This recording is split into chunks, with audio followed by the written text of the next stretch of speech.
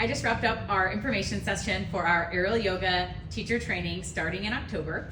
And we had two ladies that came to the info session knowing nothing about teacher training beforehand, and by the end of this pamphlet signed up for it on the spot. So in case you're in that same boat and you're interested in our training program but need more information, I'm going to show you what I showed them. This is just some screenshots from the PDF of last year's teacher training. This year's teacher training is going to have a lot more video content and I won't be able to print it out. This is just to give you guys context about structure. So our teacher training is from October 4th to October 26th, Saturdays and Sundays, 12:30 to 6:30, after our morning classes and before evening classes. And we are going to be going over all of the postures of mat yoga, or the basic ones, up dog, down dog, tabletop, bird dog, the stuff that we usually use in a warm-up, and all the warriors, sun salutations, making sure that we have a really good foundation of mat yoga before we move forward in how to incorporate the hammocks. We want to have the foundations of the mat before we add the hammock, because our classes truly are yoga here. So we are incorporating yoga into the aerial yoga hammock before anything else. And we're going to teach you how to do the best aerial shavasana. We have a lot of little tips and tricks to make our shavasanas extra special at the studio. Then we're going to teach you the benefits of inversions and how to cue each inversion. We have about 7 different ways to go upside down in the hammock.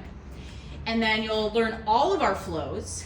I have 7 signature flows. You have a little bit of creative freedom when you teach on the schedule to mix it up a bit, but we have some basic ones that do really well. And then once you know all the flows, this is our class format. And then once you know the class format, I have done for you class plans. You don't even have to think. I give you a class plan and you teach it. If you're type A like me.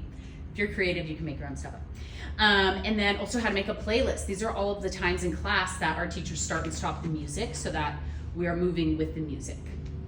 We'll go over basic level 2 tricks, so you know the difference between level 1 and level 2.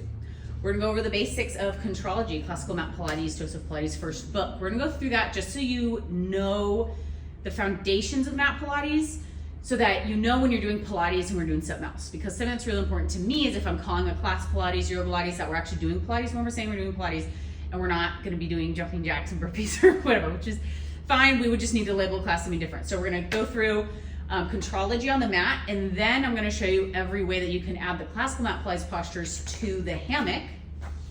Aerial Pilates, there's a good example.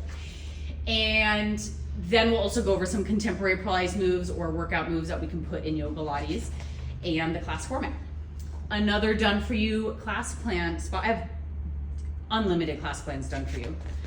And we'll go over low hammock zen. Low hammock zen is a set sequence. I made it up. I didn't invent aerial yoga and I didn't invent low hammock, but I made up that set sequence. And our kids aerial yoga class plan.